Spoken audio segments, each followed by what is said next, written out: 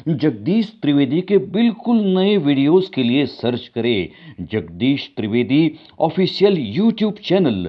Search करें, like करें, forward करें और हाँ, सब्सक्राइब करना ना भूलें जगदीश त्रिवेदी ऑफिशियल चैनल।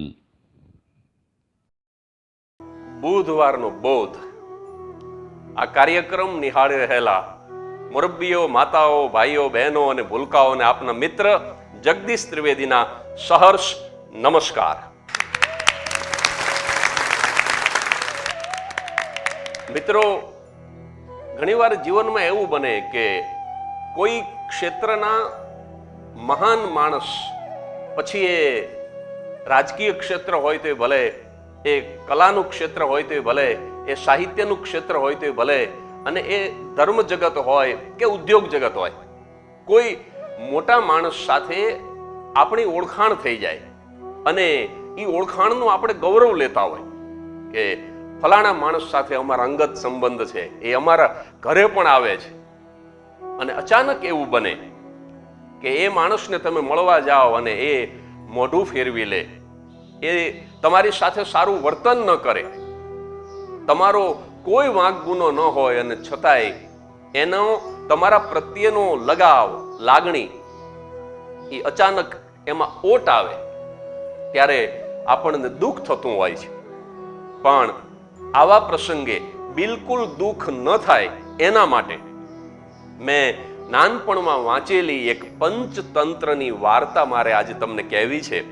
જ્યારે આવા સંજોગો જીવનમાં બને ને ત્યારે આ વાર્તા અચૂક યાદ કરજો, તમને બહુ મોટું બળ આપશે।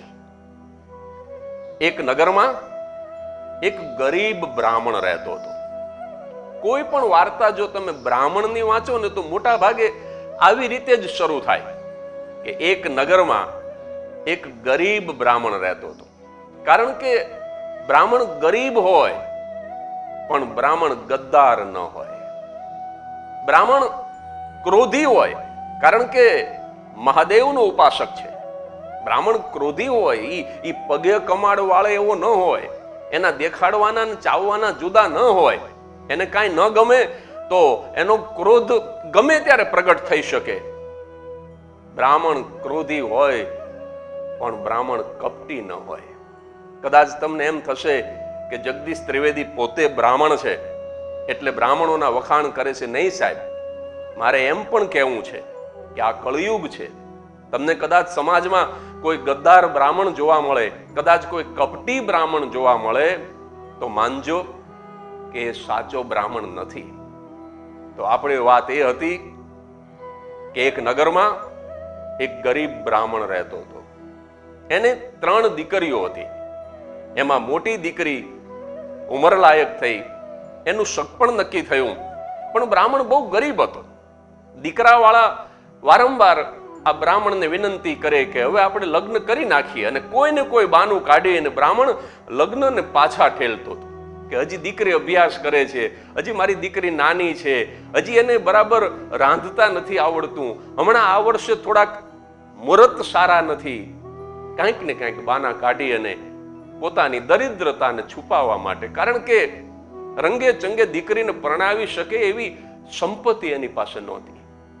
અને એક દિવસ એવું બન્યું કે દીકરાવાળાએ ત્યાં સુધી કહી દીધું કે હવે આવતા મહા મહિનામાં જો તમે દીકરીને નહીં વળાવો, તમે જો લગ્ન નહીં કરો તો અમે શક પણ તોડી નાખીશું।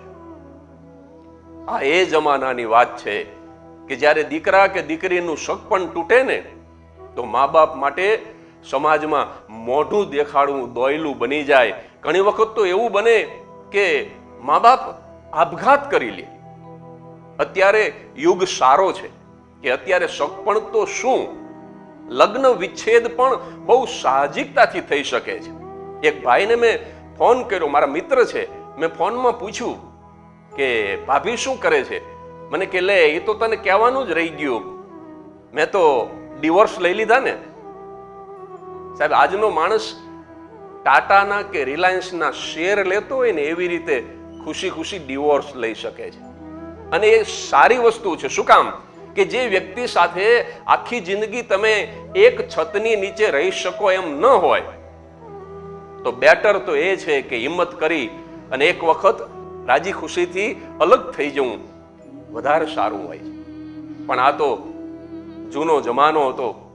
ગરીબ બ્રાહ્મણને વેવાઈએ કીધું કે હવે તમે નહીં પરણાવો તમારી દીકરીને તો અમે સગપણ તોડી નાખશું. ક્યાંયથી રૂપિયા મળે એમ નહોતા.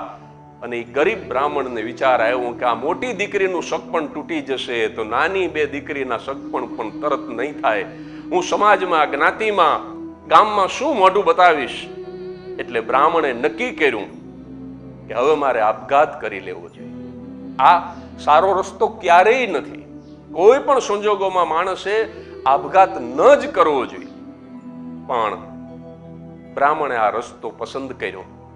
અને આપઘાત કરવાના પણ ઘણા રસ્તા છે, પણ એમાં એણે મરવા માટે એવો રસ્તો પસંદ કર્યો કે ગામની નજીકમાં જ એક જંગલ હતું અને જંગલમાં એક હિંસક સિંહ રહેતો હતો. બ્રાહ્મણે નક્કી કર્યું કે મેં સિંહની બોર્ડ, એની ગુફા પણ જોઈ છે. હું જંગલમાં સિંહની પાસે પહોંચી જાઉં, સિંહ મને મારી નાખે અને આ રીતે હું મરી જાઉં. બ્રાહ્મણે મહાદેવને લોટો ચડાવ્યો, કપાળમાં ત્રિપુંડ કર્યું, સંધ્યા પૂજા કરી, સરસ મજાનું એને પંચિયું ધોતિયું પહેર્યું, ઉપરનું અડધું અંગ ઉગાડું છે, રુદ્રાક્ષની માળા છે, ડાબા ખંભે યજ્ઞોપવિત જનોય ધારણ કરેલી છે અને મરવા માટે નીકળ્યો બ્રાહ્મણો. હવે એને કોઈનો ડર નહોતો, કારણ કે મરી જ જવું.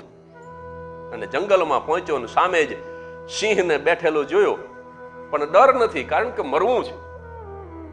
અડગ મનથી એ સિંહની તરફ આગળ વધી રહ્યો છે અને સિંહે એને દૂરથી આવતો જોયો. સિંહને આશ્ચર્ય થયું કે આવી રીતે તો કોઈ મારી નજીક આવી જ ન શકે. આજે એક મનુષ્ય જાણે કે મરવા માટે આવી રહ્યો છે. સિંહની બાજુમાં જ એનો સલાહકાર, એનો માર્ગદર્શક, એનો મંત્રી, એવો માન સરોવરનો હંસ બેઠો હતો. માન સરોવરના હંસ માટે એમ કહેવાય કે ઈ સાચા મોતીનો ચારો ચરે. ઈ માછલા ન ખાય, ઈ ભૂખો મરી જાય તો અખાધ ન ખાય, અપેય ન પીવે, એ કોઈનું બુરું ન વિચારે. એનું નામ માન સરોવરનો હંસ. ઈ બાજુમાં સલાહકાર તરીકે બેઠો છે. સિંહને વિચાર આવ્યો કે આ બ્રાહ્મણને મારી નાખું, કારણ કે દરરોજ હું હરણ પાછળ દોડું છું અને કેટલી મહેનત કરું છું ત્યારે મને શિકાર મળે છે. અને આજે સામે ચાલીને જ્યારે શિકાર મળ્યો છે તો મહેનત વગર એને મારી નાખું. અને બ્રાહ્મણને મારવાના નિશ્ચય સાથે આમ પોતાની કેહ વાળીને ખંખેરી અને ઘે ઘે ઘે ઘે કરી અને પોતાના પૂંછડાનો ઝંડો ઊંચો કરીને હજી આમ હાવજ ઉભો થાય ત્યાં સલાહકાર હંસ બોલ્યો કે જોજો મહારાજા, ભૂલ ન કરતા. કે કેમ? તો કે ભૂદેવ છે. ભૂ કહેતા પૃથ્વી, એ પૃથ્વી ઉપરનો દેવ છે. દેવો તો સ્વર્ગમાં હોય, પૃથ્વી ઉપર દેવ ન હોય. એટલે બ્રાહ્મણને પૃથ્વી ઉપરનો દેવ કીધો છે. એ સૌથી વધુ પવિત્ર છે, એ સૌથી વધુ ઈશ્વરની નજીક છે. અને જો એને મારશો ને મહારાજા, તમને બ્રહ્મ હત્યાનું પાપ લાગશે. આને ન મરાય. હંસ ત્રિકાળ જ્ઞાની હતો. એટલે સિંહે પૂછ્યું કે મંત્રી મહોદય, તો પછી શા માટે ઈ સામે ચાલીને મારી પાસે આવી રહ્યો છે? અને ત્યારે હંસે કીધું કે મહારાજા, એને 3 દીકરી છે. સૌથી મોટી દીકરીના લગ્ન નજીક આવ્યા છે. આ તદ્દન કંગાળ છે, નિર્ધન છે, ગરીબ છે અને દીકરીને પરણાવવાના રૂપિયા નથી, એટલે આપઘાત કરવા માંગે છે, પણ એને મરાય નહીં મહારાજા. અને આમ જ્યાં હંસે કીધું એટલે સિંહ બોલ્યો કે હજુ 3 દિવસ પહેલા જ એક રાજકુંવરની મેં હત્યા કરી છે. અને અહીંયા બાજુમાં જેનું હાડપિંજર પડ્યું છે અને એના શરીર ઉપર તો હુંડલો ભરીને હોનાના ઘરેણા છે. માણસ પહેરે એવા હોનાના ઘરેણા મારે કે તમારે શું કરવા છે મંત્રી? આપણે એવું ન કરી શકીએ કે આ બ્રાહ્મણને ઈ ઘરેણા આપી દઈએ? અને માન સરોવરનો હંસ બોલ્યો કે શુભસ્ય શીઘ્રમ. આ બહુ સારો વિચાર છે મહારાજા, તાત્કાલિક એનો અમલ કરો. અને સિંહ ઊભો થયો અને આમ બ્રાહ્મણ તરફ આગળ વધ્યો. બ્રાહ્મણને તો મરી જ જવું હતું, એટલે નિર્ભય બનીને એ પણ આગળ વધ્યો અને બે જંગલની વચ્ચોવચ્ચ ભેગા થયા બ્રાહ્મણને એમ હતું કે હમણાં મને જમણા પગની થપાટ મારશે અને હમણાં મારો કૈલાસ વાસ થઈ જશે, પણ એવું ન બન્યું. સિંહે બ્રાહ્મણનું જે ધોતિયું હતું ને એને હળવેકથી પોતાના મોઢામાં પકડ્યું અને બ્રાહ્મણને એક દિશા તરફ ખેંચ્યો. સિંહ જે દિશામાં લઈ જતો હતો એ દિશામાં બ્રાહ્મણ આગળ વધ્યો અને થોડેક દૂર ગયા ત્યાં રાજકુમારનું હાડ પિંજર પડ્યું હતું અને એના ઉપર હુંડલો ભરીને હોનાના ઘરેણા હતા અને આમ ગાયનું વાછરડું જે રીતે જતું હોય એ રીતે સાવ નિર્દોષ બની અને એ ખૂંખાર સિંહ ત્યાંથી પસાર થઈ ગયો. બ્રાહ્મણને ખબર પડી ગઈ કે સિંહ મને મારવા નથી માંગતો, પણ આ ઘરેણા આપવા માંગે છે. એ હાડપિંજર ઉપરથી બધાએ ઘરેણા લઈ લીધા, ઘરેણાની પોટલી વાળી અને હરખાતો એ ભૂદેવ દોડતો ગામમાં આવ્યો અને પોતાના વેવાઈને કીધું કે હવે તમે નક્કી કરો એ તારીખ અને તમે આપો એ મુહૂર્ત. અને હા, જોજો હું જાડી જાન જોડીને આવજો. જાડી જાન એટલે તમારાથી લવાય એટલા માણસોને જાનમાં લઈ આવજો. આખા ગામમાં નોતરા આપ્યા, ગામ ધુમાડા બંધ જમાડ્યું. 18 વર્ણમાં કોઈના ઘરે ચૂલો ન હળગવો જોઈએ. આખું ગામ આજે મારા આંગણામાં જમવું જોઈએ, કારણ કે આજે મારા દીકરીના લગ્નનો રૂડો અવસર છે. અને સાહેબ ગાડા ભરીને કરિયાવર આપ્યું. પોતાના વેવાઈથી માંડીને વેવાણથી માંડી અને જાનમાં આવેલા નાનામાં નાના જાનૈયાને ઉદાર હાથે બ્રાહ્મણે પહેરામણી કરી. સાહેબ ખૂબ રંગે ને ચંગે દીકરીના લગ્ન કર્યા. છેલ્લે થોડાક રૂપિયા વધતા હતા ને તો કન્યા વિદાય વખતે ઢોલીની ઉપર ઉડાડ્યા. હો ભાઈ, કારણ કે જે નાનો માણસ છે ને સમાજનો, આર્થિક રીતે જે નાનો હોય એ કદાચ છે ને અમીર કરતા વધારે ઉદાર હોય છે. આ માણસે એક પણ રૂપિયો ન રાખ્યો. આમ જાન ગઈ મારો જાન લઈને હું તો સૂનો માંડવડો. હમણાં જ પદ્મશ્રી દાદ બાપુનું નિધન થયું, સ્વર્ગવાસ થયો. આ એમની જાણીતી પંક્તિ, જાન ગઈ મારો જાન લઈને હું તો હુનો માંડવડો. એ સૂના માંડવા નીચે બ્રાહ્મણ બેઠો ત્યારે 0 બેલેન્સ કરી નાખ્યો હતો. જેવો હતો ને પહેલા એવો જ નિર્ધન થઈ ગયો હતો અને પાછો મહાદેવની સાધના, આરાધના, ઉપાસનામાં લાગી ગયો. શ્રુતિઓ અને સ્મૃતિઓને વાંચવા માંડ્યો. અર્થ ઉપાર્જનની કોઈ પ્રવૃત્તિ નહીં. એને ભરોસો હતો દેવોના દેવ મહાદેવ ઉપર. એમ કરતા 2 વર્ષ વીતા. વચેટ દીકરીના લગ્ન નજીક આવ્યા. બ્રાહ્મણને તો હવે ભરોસો હતો કે સિંહ આપણો ભાઈબંધ થઈ ગયો છે, એ આપણને મારતો નથી, મદદ કરે.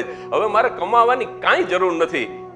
અને વચેટ દીકરીના લગ્ન નજીક આવ્યા એટલે એક દિવસ બ્રાહ્મણ ફરી પાછો મહાદેવને લોટો ચડાવ્યો છે ને કપાળમાં ત્રિપુંડ કર્યું છે, ગળામાં રુદ્રાક્ષની માળા, ડાબા ખંભે જનોય રહી ગઈ છે, અડધું અંગ ઉગાડું છે. અને આ વખતે તો સાવ નિર્ભય બની અને એ સિંહની ગુફાની નજીક પહોંચ્યો ને સામે આમ સિંહને બેઠેલો જોયો. બ્રાહ્મણ રાજી થઈ ગયો. સિંહે બ્રાહ્મણને જોયો. પણ 2 વર્ષ બાદ ફરક એટલો હતો કે સલાહકાર તરીકે હંસની જગ્યાએ કાગડો આવીને બેસી ગયો હતો. જેનું તન તો મેલું છે પણ જેનું મન પણ મેલું છે એવો કાગડો.